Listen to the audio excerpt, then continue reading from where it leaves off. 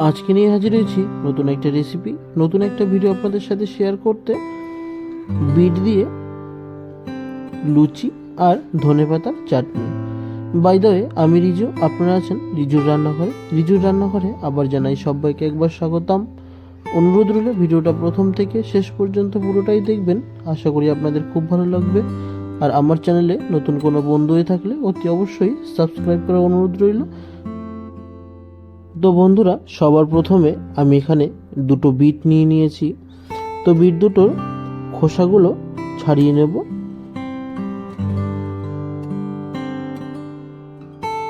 খোসা ছাড়ানো হয়ে গেছে, তো দুদিক থেকে ফেলে দেব। তো এরপরে ছোট ছোট করে টুকরো টুকরো করে কেটে নেব।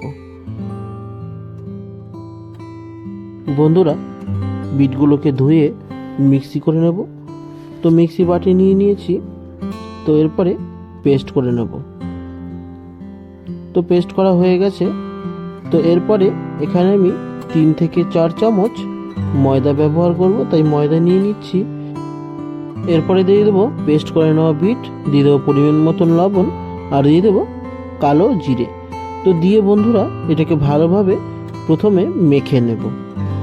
তো আপনারা আমার সঙ্গে থাকুন, দেখতে থাকুন কিভাবে আমি তৈরি করে নিচ্ছি। তো এরপরে এর মধ্যে সাদা তেল ব্যবহার করব।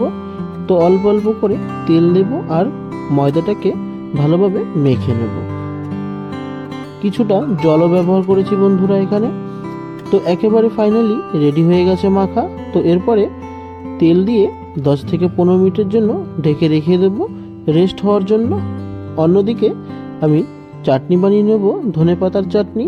এর জন্য সবার প্রথমে নিয়ে নিচ্ছি কাঁচা লঙ্কা, আদা, এরপরে নিয়ে নেব রসুন, আর দিয়ে দেবো কালো জিরে, দিয়ে দেবো পরিমাণ মতন লবণ, আর দিয়ে দেবো ধনেপাতা। তো দিয়ে এটাকে মিক্সি করে নেব।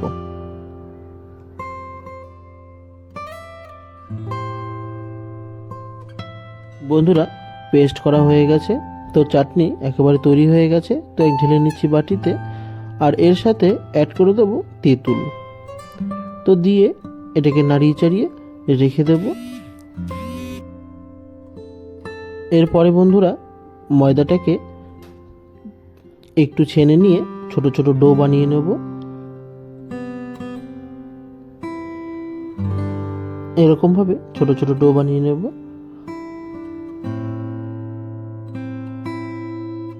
ডো বানানো কমপ্লিট হয়ে গেছে। তো এরপরে বেলে নেব আর তেলে দিয়ে ভেজে নেব। তো একটা একটা করে বেলবো।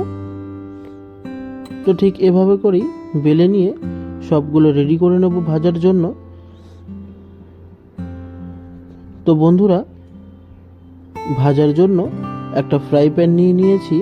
তো তার মধ্যে দিয়ে দিচ্ছি সাদা তেল। তো তেলটা গরম হয়ে গেছে। একটা একটা করে দিয়ে দেবো তেলের মধ্যে।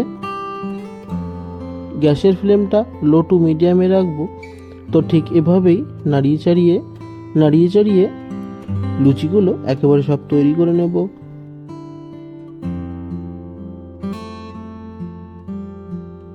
তো বন্ধুরা দেখুন লুচিগুলো কতটা ফুলছে। তো এভাবে করেই সব লুচিগুলোই তৈরি করে নেব। তো আপনারা দেখতে থাকুন। লুচিগুলো সব ভাজা হয়ে গেছে। এরপর পরিবেশন করে নেওয়ার পালা।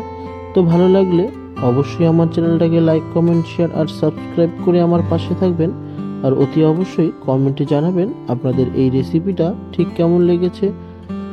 অনেক অনেক করে শেয়ার করবেন। বন্ধুরা, আজ এ পর্যন্তই। আবার দেখা হচ্ছে নতুন কোনো রেসিপি, নতুন কোনো ভিডিও আপনাদের সাথে শেয়ার করতে। আপনারা সুস্থ থাকবেন, ভালো থাকবেন। ধন্যবাদ।